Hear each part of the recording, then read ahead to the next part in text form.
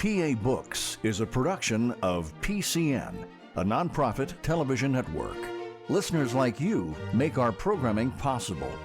To learn more about PCN's mission and to support PCN with a donation, visit pcntv.com. This link and others can be found in our show notes. We appreciate your support. Welcome to the PA Books Podcast. I'm Phil Beckman. PA Books features interviews with authors of books about Pennsylvania history, culture, and people. In 1777, the Pennsylvania government ordered 20 men from Philadelphia to be arrested and forced into exile in Winchester, Virginia. Author Norman Donoghue joins us to talk about his book, Prisoners of Congress, Philadelphia's Quakers in Exile, 1777 to 1778.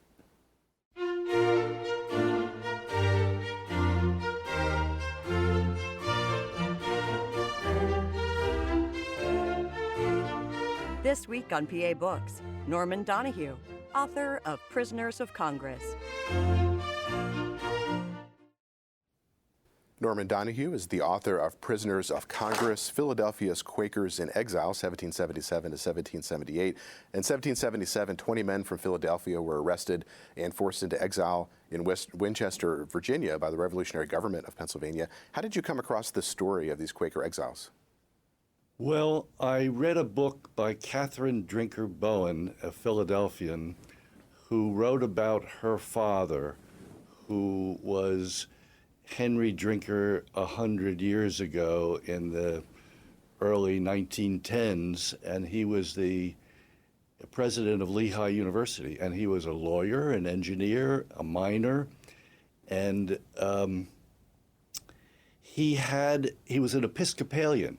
And he had a great-grandfather also named Henry Drinker, but he was a little bit chagrined that his great-grandfather had been exiled to Virginia, quote, for refusing to bear arms in the Revolution, she wrote.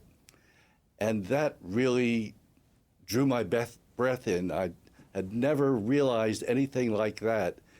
And I knew it had to be for more than just refusing to bear arms, because that would not have been enough. But she said he was exiled with 19 other men for a long time from Philadelphia to Winchester, Virginia, and that was extraordinary.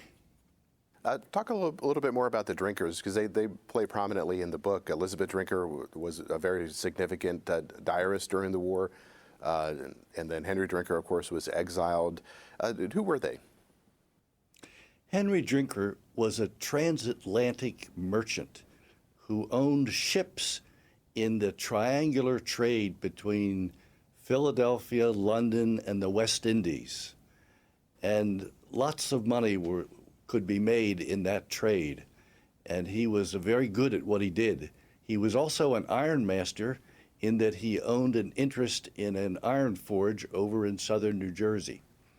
So he was a very talented guy, extremely bright, and very high up in the offices of the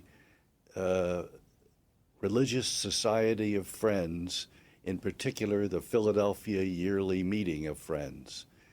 And as such, he was in contact with Quakers all around the greater Philadelphia area, even out into other mid-Atlantic states. And his wife, Elizabeth Sandwith Drinker, they were both in their early 40s, and she had 6 children at home very young, and she had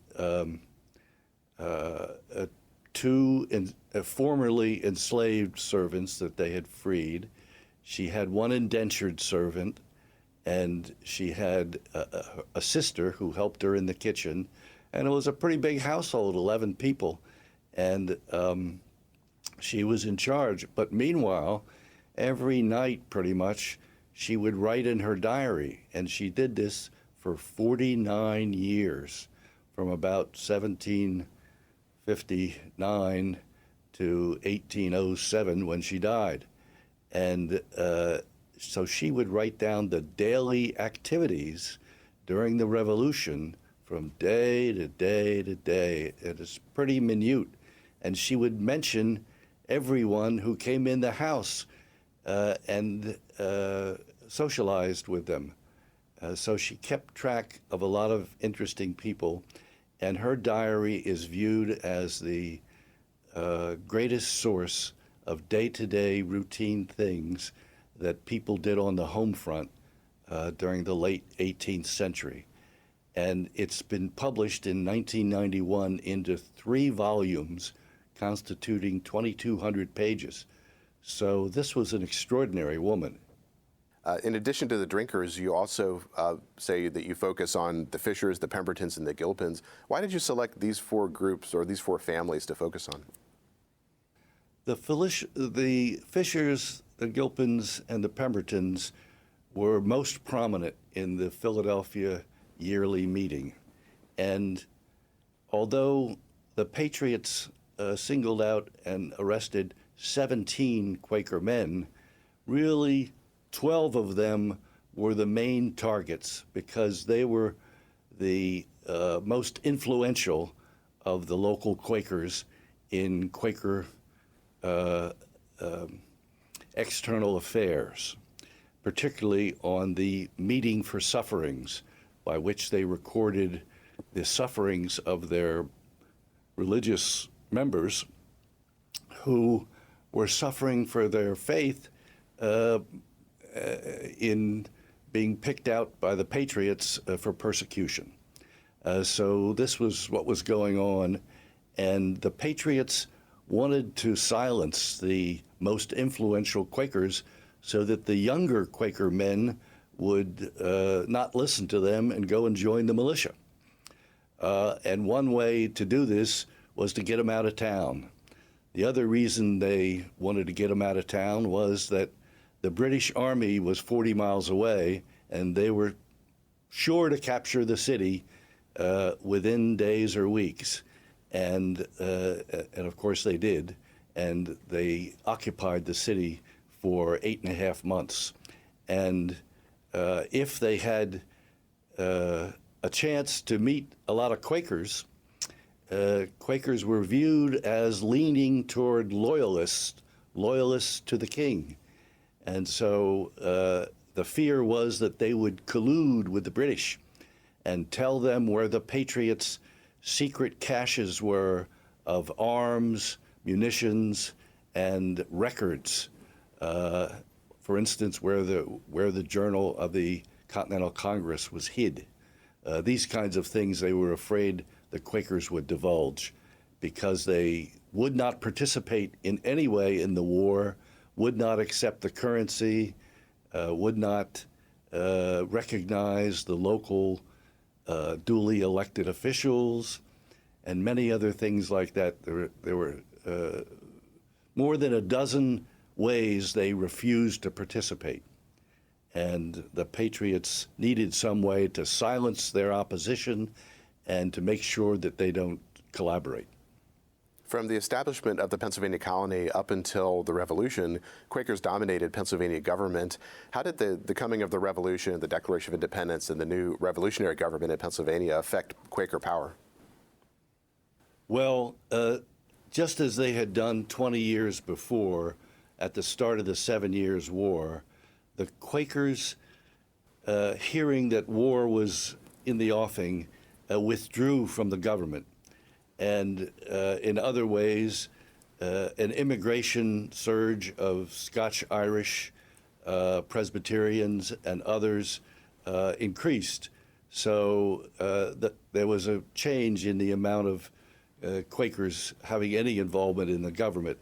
And as the complaints about British rule evolved from economic to outright war, the Quakers had their sacred peace testimony that they wanted to protect, and they would not have anything to do with war. So if the government was administering the precautions that were being taken to defend against the British invasion, they didn't want to have anything to do with it. How did issues such as class or perhaps other things not having to do with the Revolution affect some of these power struggles? if a new group of people comes into power in Pennsylvania, and were there longstanding grievances that they had against the Quakers? There was a resentment that they wouldn't ever, during the 7 Years' War, appropriate money for a militia to defend especially the people on the frontiers, and these were often the Scotch-Irish. And so they had a long time bitterness with the way Quakers administered the colony.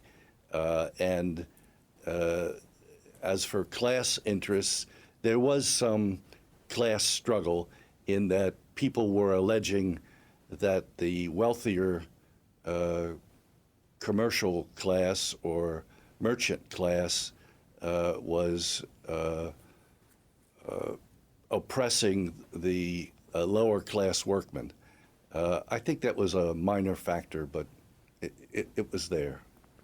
Now, as the revolutionary government comes into power, they begin to pass militia acts and test acts requiring loyalty oaths.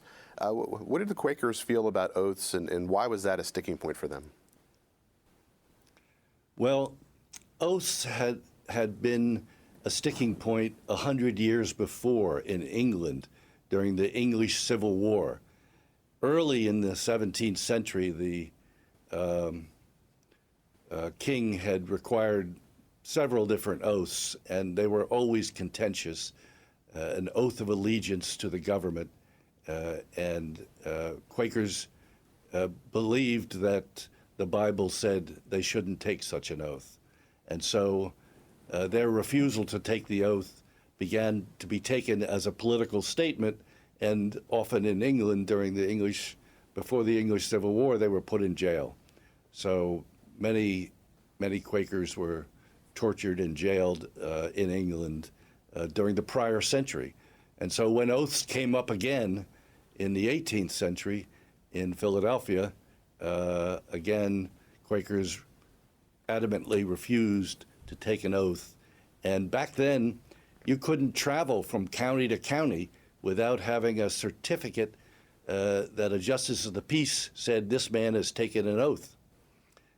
So it was a little dicey back then. And in the Militia Act, the military forming in Philadelphia to defend the city, it had always been seen in Pennsylvania that because they were pacifists, they wouldn't have to serve in the military.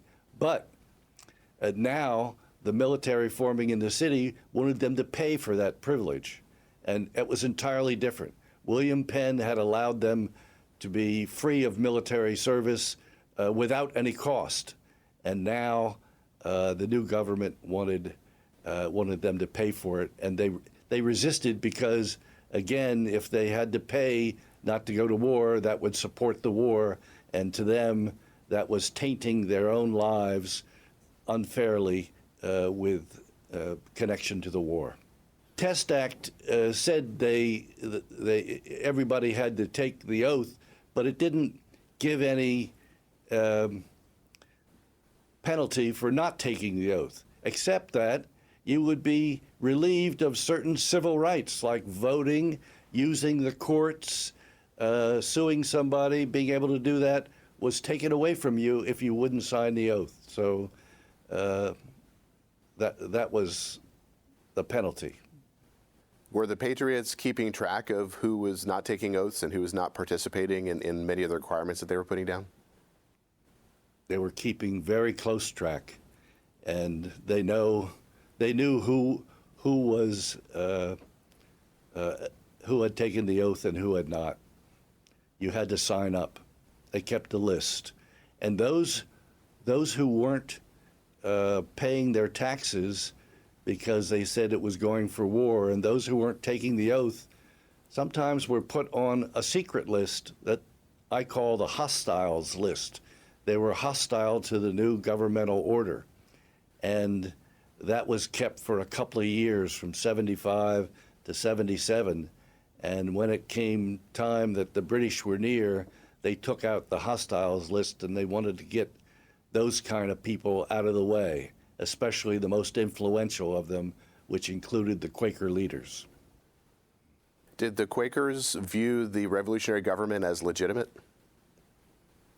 No, they said that the Quaker leaders said that these were men who were usurping the rightful posts held by the king's agents, and that they weren't a legitimate government. They didn't say it too publicly, but everybody knew it, that they didn't think it was legitimate. And that struck right at the heart of the revolutionary fervor. Now, one of the key moments in this story that you tell is the emergence of what came to be known as the Spanktown Papers. What were those papers and why were they important? Major General John Sullivan from New Hampshire was in northern New Jersey defending against the British, and he said that he seized papers from one of his deserters. And when he read them, it looked to him as if Quakers all over the colonies were organizing to transmit military intelligence from the American side to the British side.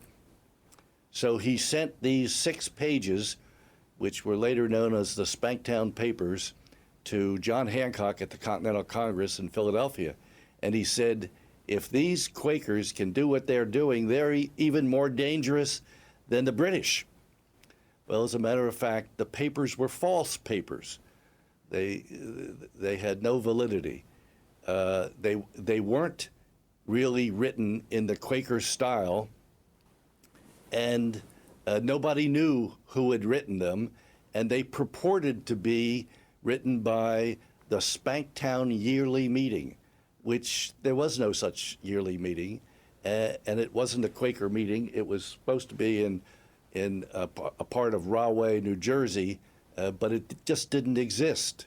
So, but Congress, incensed by these thoughts that Quakers were undermining their efforts, insisted that the newspapers print the Spanktown Papers, which on their face seemed to be Quaker and seemed to suggest that the Quakers were treasonous. And if so, this was highly shocking, and people got up in arms about that.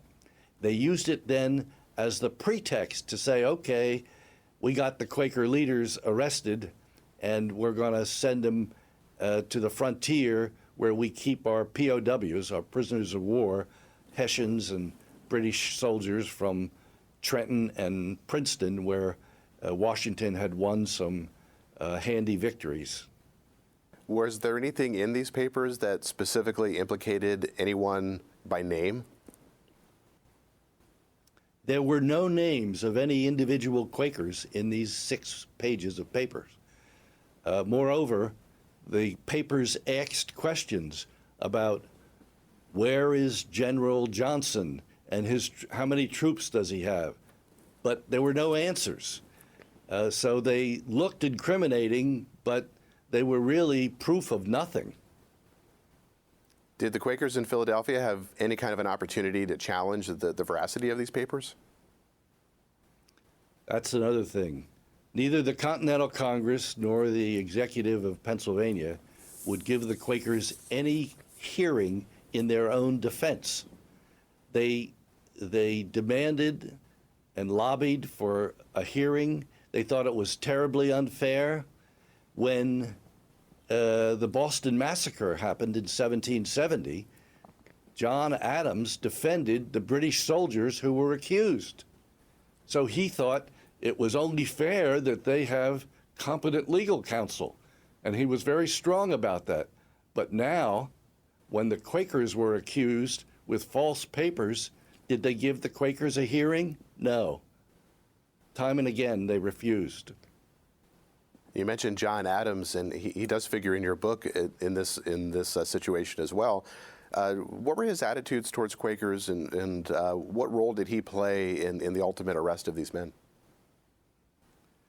That's a long story, but part of it is that John Adams, when he came to the First Continental Congress, was called to a night meeting in Carpenter's Hall.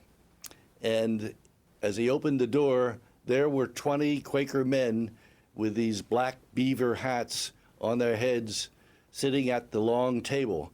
And they were there, he soon learned, to criticize Massachusetts for having anti-Quaker laws 100 years before and having hanged 4 innocent Quakers in 1660. And so he said, the Quakers said to him, Massachusetts should rescind these laws if there's ever going to be any cooperation between Pennsylvania and Massachusetts. He was quite insulted. He felt he had been ambushed, and he never quite got over it. He thereafter had a prejudice against Quakers in Philadelphia, and he continued to find them very troubling. So when the Spanktown papers arrived and John Hancock assigned the investigation of the Spanktown papers to a 3-man committee on spies, John Adams was one of them, Richard Henry Lee was another, and William Dewar was the third. They were all lawyers, and so you would expect that they would try to investigate who wrote these papers and how they came to be, and what people among the Quakers were passing military intelligence to the British. But no, the committee hours later reported back to the full Congress and just gave their conclusions. We conclude that the Quakers, if given a chance, will betray us to the British. And therefore, we should at least arrest these 11 named men. And they read out the names, but the names had nothing to do with the papers. And again, it was a bit of an overreaction and done without any investigation by 3 savvy lawyers. Well, let's talk about the arrest. How did it actually come about? What was, once they made the decision to target some of these men, what happened then? Well, the Continental Congress recommended to Pennsylvania, and Pennsylvania's executive got a hand-picked group of 25 militiamen, brought them together, the arresting party, and tasked them with arresting the Quakers. They gave them the names and addresses, and they fanned out across the city, knocked on people's doors, "We're here to arrest so-and-so," and they knew Quakers would not physically resist something like that because they don't believe in violence against other men. And so they took them in, kept them in the Freemasons' Lodge in Philadelphia for 9 days while they thought about what to do with them. Continental Congress debated the question of what to do with the Quakers for 9 full hours while the British Army was 40 miles away, 15,000 strong, and expected at least to just wipe aside Washington's troops. So this was a pretty significant thing. Usually when you read about the American Revolution, you might hear a Quaker mentioned here or there, but it's a fringe thing. Here, the Quakers were at the very epicenter of the American Revolution for 10 days in September 1777 in Philadelphia. And it's a very, very striking story. So as the British and the Continental armies were maneuvering in Pennsylvania, how did they get these Quaker men out of the city and out into the western part of the state? They had to take a circuitous route because the militia was assigned to lead them into exile in Virginia. Well, how do you get to Virginia? Well, they decided to go via Valley Forge and Pottstown, Lebanon, Harrisburg, Carlisle, Shippensburg, and then into northern or western Maryland, Hagerstown, and then across the Potomac to Winchester, Virginia. They took this really circuitous route so as not to run into the British Army or the Continental Army. Took them 3 weeks, 200 miles. We'll be back in a moment with the PA Books Podcast. Enjoying this podcast? Please support PCN with a donation at pcntv.com. This link and others can be found in our show notes. We appreciate your support. So after they were arrested and were being transported, did they have an opportunity to challenge their arrest? Were they ever charged with anything? Was there ever a criminal proceeding? So right before they left, the Quakers were savvy, and they sent their lawyers to a judge to get a writ of habeas corpus, which is an ancient bundle of rights from the time of Magna Carta in the year 1215. And it was procedural due process, and if they could get before an impartial judge, the judge would determine whether they were legally arrested, in which case fine, or illegally arrested, and he would release them. So they did that before the new Chief Justice just installed days earlier, Thomas McCain. And McCain said, approved. And then the writs of habeas corpus were taken to catch up with the caravan of soldiers leading the Quakers to Virginia. And when they caught up to them around Pottstown, they took them to the guards and said, here, you've got to get these men before the court. And the guards said, no way. The executive of Pennsylvania has said, we've got to get them to Lebanon, where we'll hand them over to other people, and they'll take them into Virginia. So we're going to ignore this order from the Chief Justice of the new state of Pennsylvania. And the next day, Thomas McCain, the Chief Justice, went to the legislature. And there he said, you know, guys, we got to strip these Quakers of the right of habeas corpus because they came to me and they asked for it, and I had to give it to them or I would have been fined myself. But we should pass a suspension of habeas corpus law. This is the only time in Pennsylvania's 245-year history we've had such a law. And so the legislature did pass that law after the fact of these men having been arrested and exiled. So it was also what we call in legal Latin an ex post facto law, passed after the facts of the case. Again, another point of illegality, this law. And so they were stripped of these civil rights that they were otherwise legally entitled to, and the men continued to take them on to Winchester, Virginia. And the Pennsylvania legislature called this an act to add to the security of the Commonwealth of Pennsylvania in special cases, which the Quakers turned around and called the banishing law. And they thought this was specially tailor-made for these 17 Quakers and others who were with them.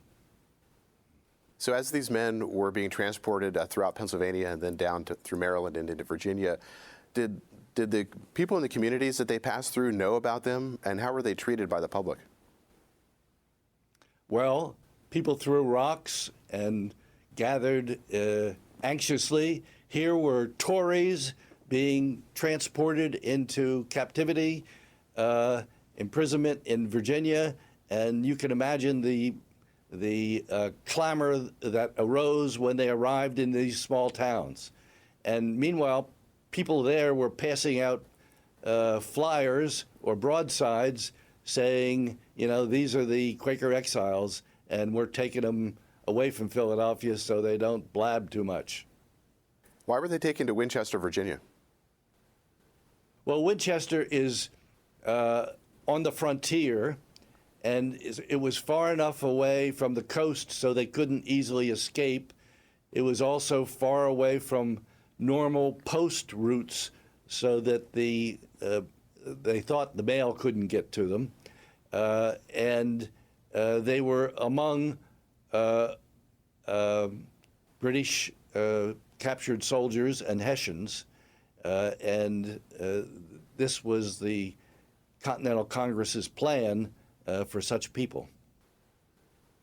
When they arrived in Winchester, what were their accommodations? Were they imprisoned? Where did they live?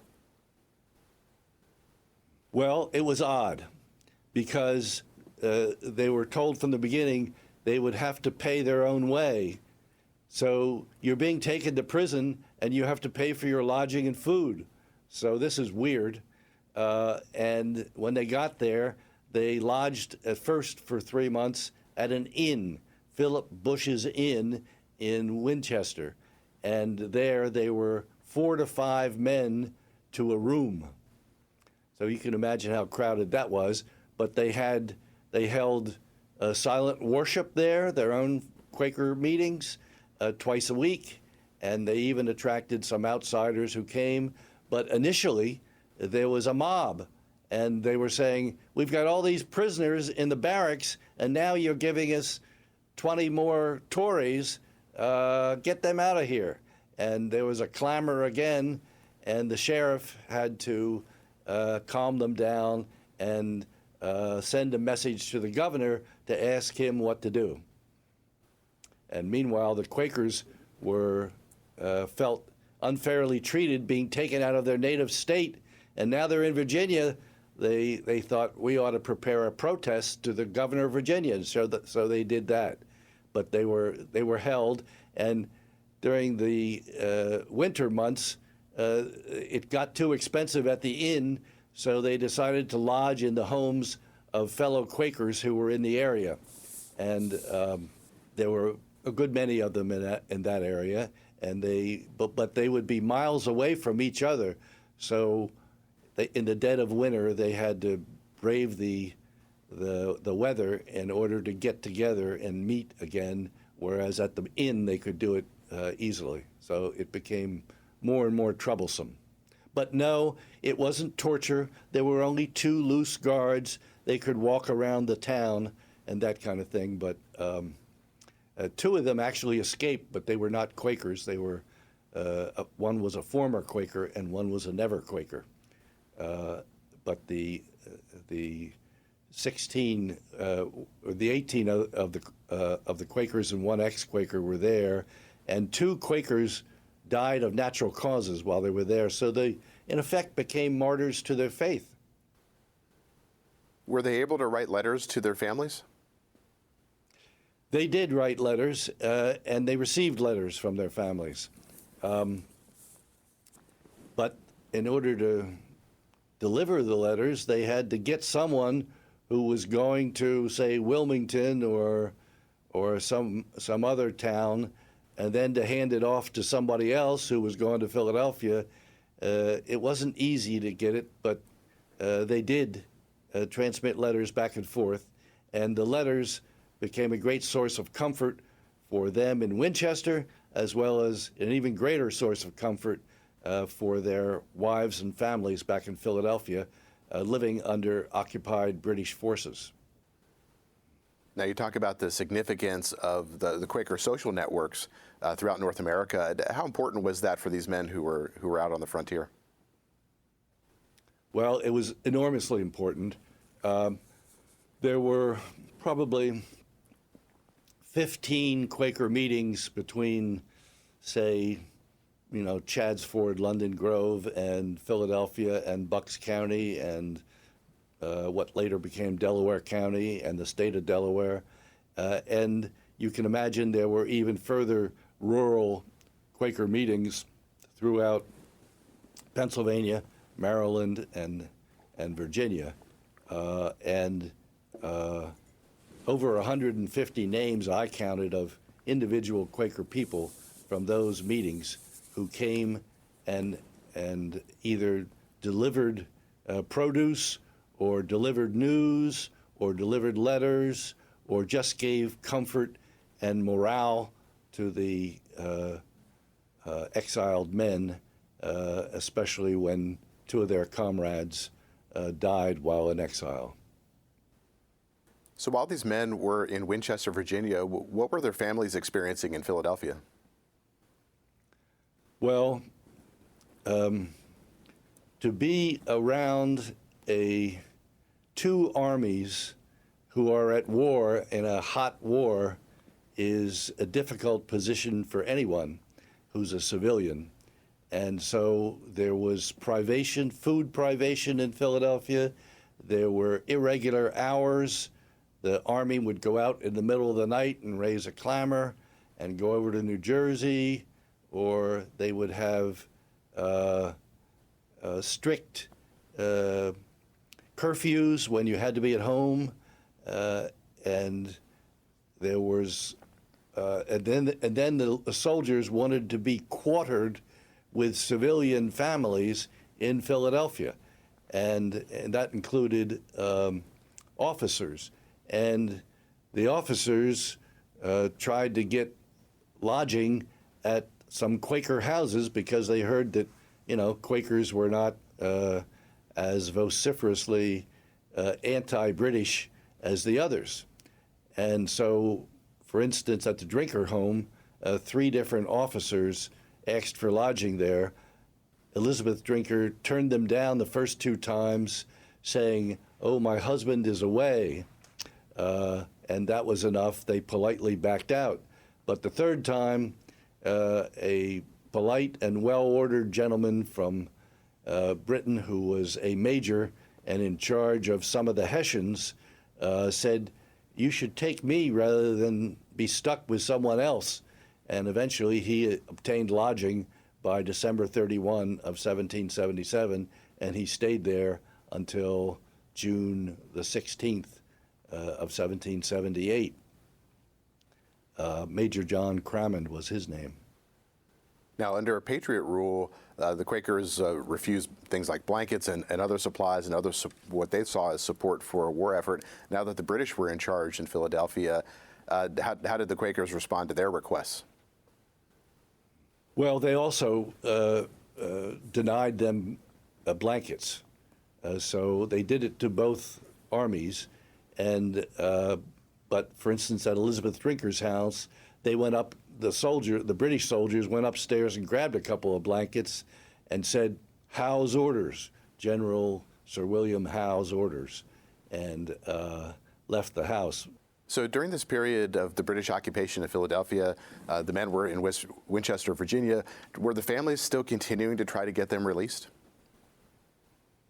Well, many Quakers were assigned to go to Lancaster, the temporary state capital, and lobby the executive of the state of Pennsylvania, and also go to York, Pennsylvania, to lobby Congress. So several delegations were sent there, and I counted over 35 times the Quakers protested to get the men released. They were very organized about this, and they were very assiduous, and they would send groups of 6 men at a time to lobby the politicians to let the prisoners go. Finally, apparently someone in the legislature was uneasy about having men from Pennsylvania who were arrested only on suspicion, but no crimes ever either alleged or proven against these men, and they were being held 200 miles from their families and loved ones, and that this might set a bad precedent on a future day. So this sentiment among the legislature finally prevailed over the Pennsylvania executive, and they asked Congress to give the men's jurisdiction back to Pennsylvania, which Congress did. But then Pennsylvania dragged their feet about letting the men go. And finally, the women were afraid that the men didn't have enough medicine, and they had a lot of illnesses, some minor and some less so. And they decided that they should send a women's mission to deliver the medicine, and maybe they could get through where the men could not. So the 19 women signed a petition. But when the Quaker man, who was formerly a lawyer, had drafted a petition, they rejected it. And they decided to write their own, and in their own gendered way, they expressed things differently than the men had, and the men's petitions so far hadn't been successful, and the question was, would this one be successful? So 4 women were appointed to go first to Valley Forge to see Washington, and then to Lancaster and York if necessary. They went to see Washington, and they got through, and when they arrived at Valley Forge, Washington kindly and cordially invited the women to an afternoon supper with his entire general staff, 20 generals. And but Washington said, I can't do anything for you. It's just not in my jurisdiction. So after supper, the 4 women were invited upstairs by Martha Washington to her sitting room. And there they sat and chatted amiably for a period of time. And afterward, Martha came down to spend the night with George, and she may have said something to him. Perhaps there were sympathies exchanged, and she may have said, George, can we do anything to help these women? Just an hour later or so, George sends a letter to the governor of Pennsylvania, and it says these 2 sentences at the end. The women seem much distressed. Humanity pleads strongly in their behalf. So I call it the nudge. George nudged the governor, or led him from behind, perhaps is another way, to releasing the men, which thereafter occurred as the women went to Lancaster. And sure enough, as soon as they got there, the government was prepared to get the men back from Winchester and release them from Lancaster. So you said release them from Lancaster. So they didn't just release them in Virginia and for them to find their own way back. Were they then escorted back to Pennsylvania? They were escorted back to Pennsylvania, and the Quaker men expected to be exonerated from anything that was the insidious allegations that somehow they were traitorous. However, when they got to Lancaster, they were given a slip of paper to say, these men are discharged, and that's all, nothing further. Let them back into Philadelphia, but we don't exonerate anybody, and that's what they did. When they returned to Philadelphia, the city had been occupied by the British. The Philadelphia campaign had gone on. What did they find at home? What had changed? Well, it was devastating. The destruction caused by armies in a city. They would, for instance, take all the wood from your shed, use it for firewood. They would occupy houses of people who had left the city to escape the British, but they would practically destroy the house. And they even occupied Benjamin Franklin's house, and they stole a painting of his, a self-portrait, a portrait, by a noted painter, and it only found its way back to America 130 years later. Did they continue to try to clear their names?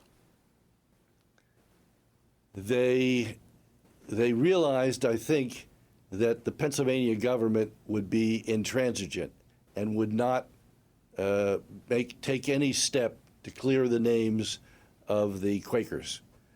And until 1789, when the new federal government was elected under the U.S. Constitution of 1787, they also lifted then the Test Act so that you no longer had to take an oath.